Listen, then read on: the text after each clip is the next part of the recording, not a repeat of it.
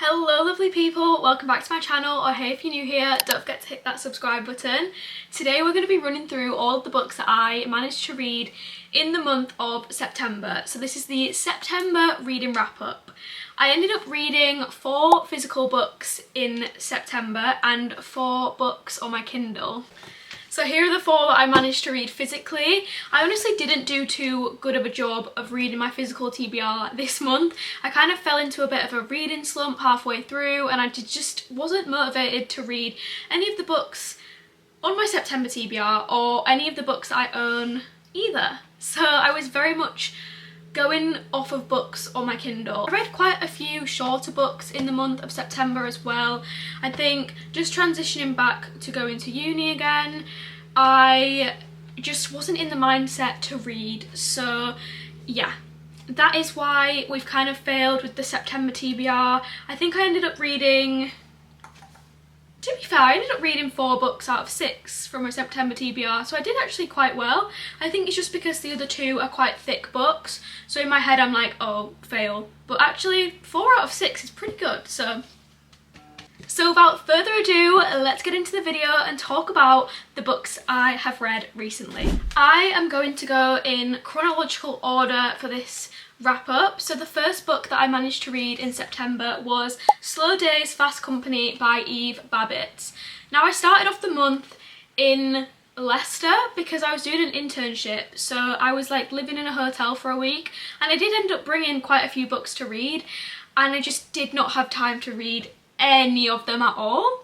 However, I did manage to finish this one on the journey there and back. It is just a nice short snappy read.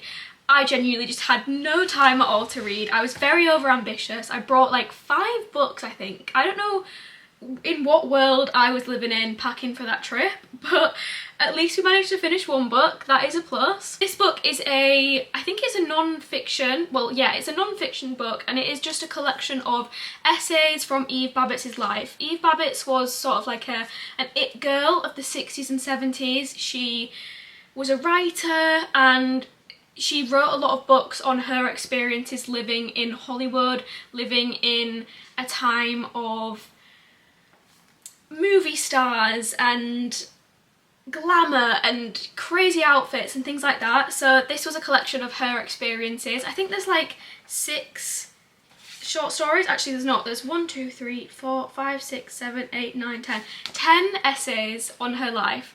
And I had a really great time with this book. I will say at first it kind of took me a little bit to get into the writing style, but once I was in, I found that this was a very comforting read. I think the way that Eve Babbitt writes is very relatable in a lot of ways. She kind of makes you feel seen as a woman and as a reader, and I feel like a lot of the ways that she goes about things and how her inner monologue was going was very relatable, and I felt quite comforted by her presence and by her essays. We had essays on meeting very rich people, we had them on trips that she took, we had essays on her life as a writer.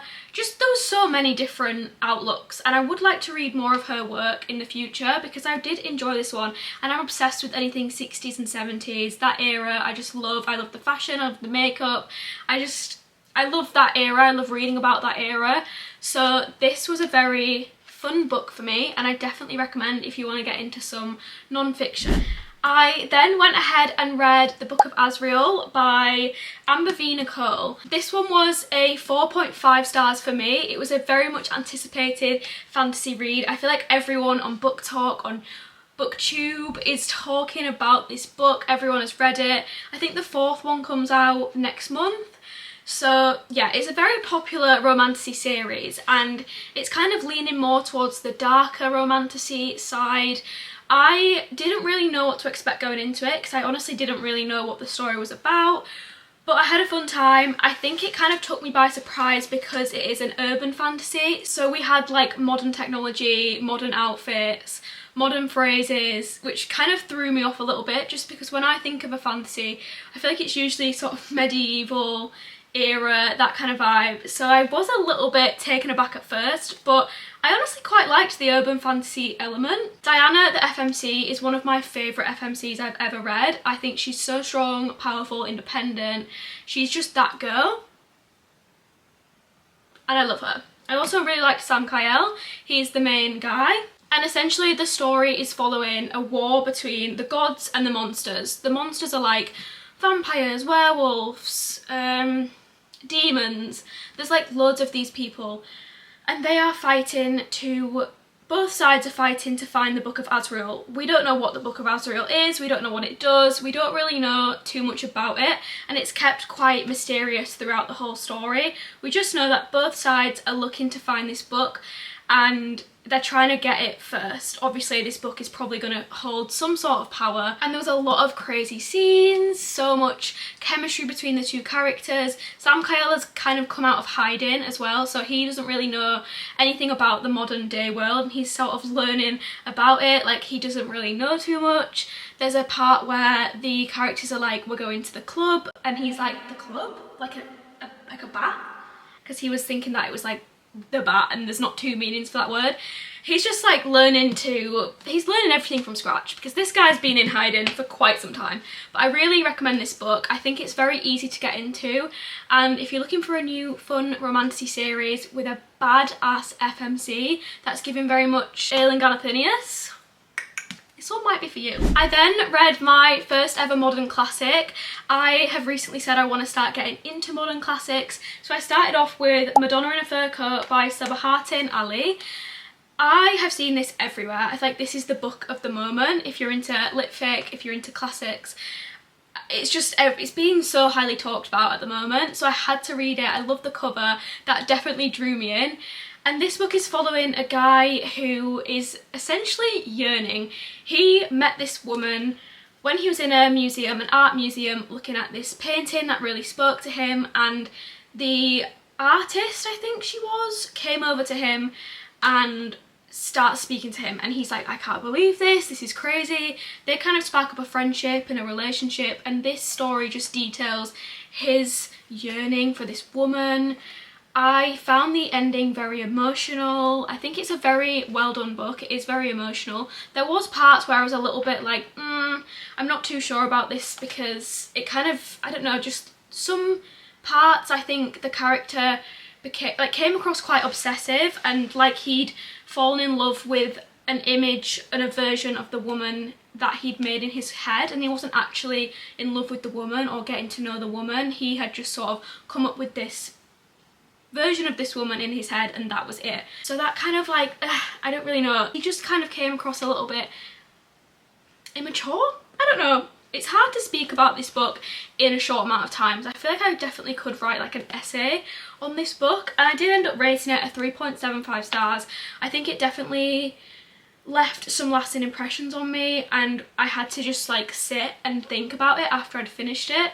So I definitely would recommend it if you want to get into modern classics. I think it is a good place to start. And yeah, I then read This Could Be Us by Kennedy Ryan, and I rated this one a 5 stars. This was incredible. Probably one of my favourite, if not my favourite, romance book of the year of 2025 so far. This was incredible to me. The character development, amazing. The characters, just plot lines, so interesting. I feel like I learned so much from the characters. They went through so much, and I also love how Kennedy Ryan's romances, or this series in particular, doesn't just focus on the romance. We also have lots of friendships and mother-daughter relationships, just self-discovery. I think that adds to the enjoyable experience, because it's not just about a man and a woman falling in love. It is also about the woman falling in love with herself. Specifically this story, Soul Dad definitely goes on a major self-discovery journey, and I loved every single second of it. I think if you've not read a Kennedy Ryan book, please read one. They're so bingeable. The writing style is so good. There's so many fun elements to the stories, but so many sad, impactful, emotional elements. I love Soul Dad. She's one of my favourite female characters ever. And yeah, I really loved this. We also had some autism representation, as the main guy, his sons both have autism. We had the self-discovery plotline and learning to have self-love in yourself, and I just really enjoyed this story. It was a 5 stars through and through, and I could not recommend the Skyland series more. I need to read the 3rd one immediately.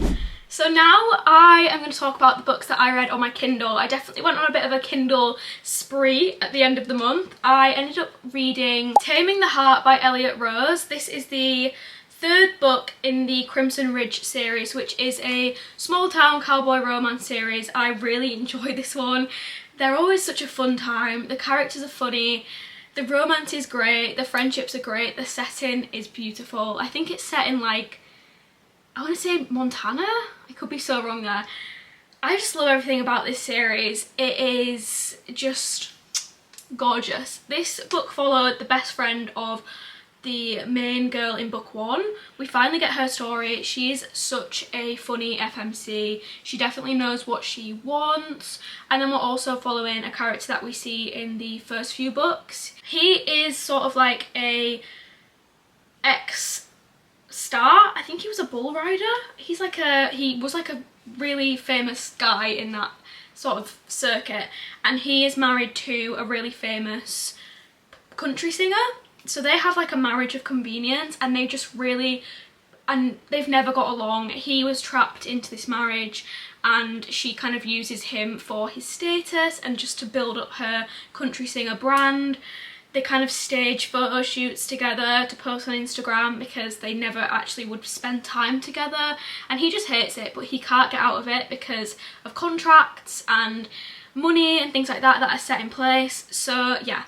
Then we have the female character, the best friend of the girl in book 1. I forget her name. She is living on his ranch as a marketing person for his ranch, because I think he's turning it into like a hotel type situation, like a retreat.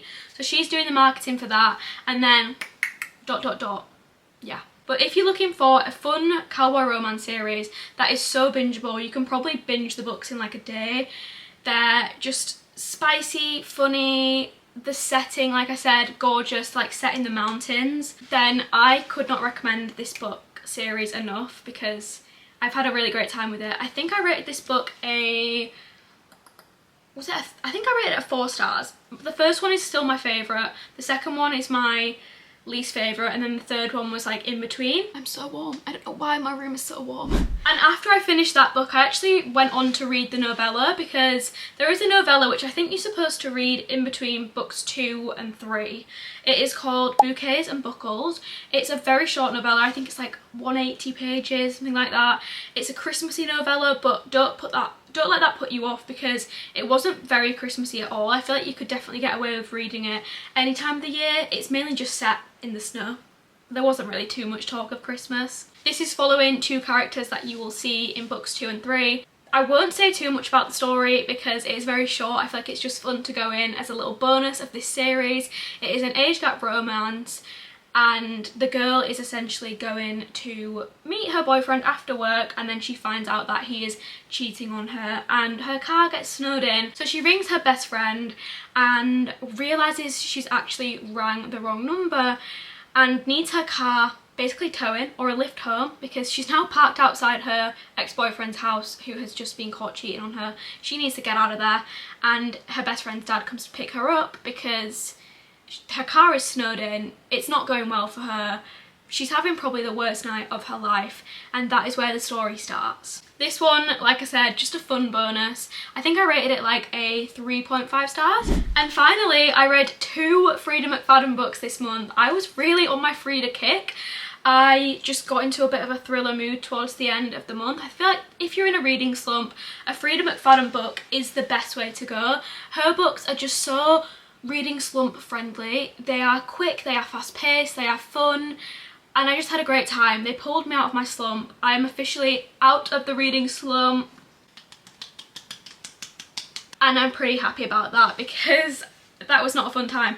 So I ended up reading The Surrogate Mother I rated this one a 4.25 stars, which is a very high rating for me with a Freida book, because I feel like I went through a bit of a rut and didn't really enjoy her books too much, but this one I really enjoyed. It drew out actual visceral emotions from me and reactions. I was so frustrated the whole way through.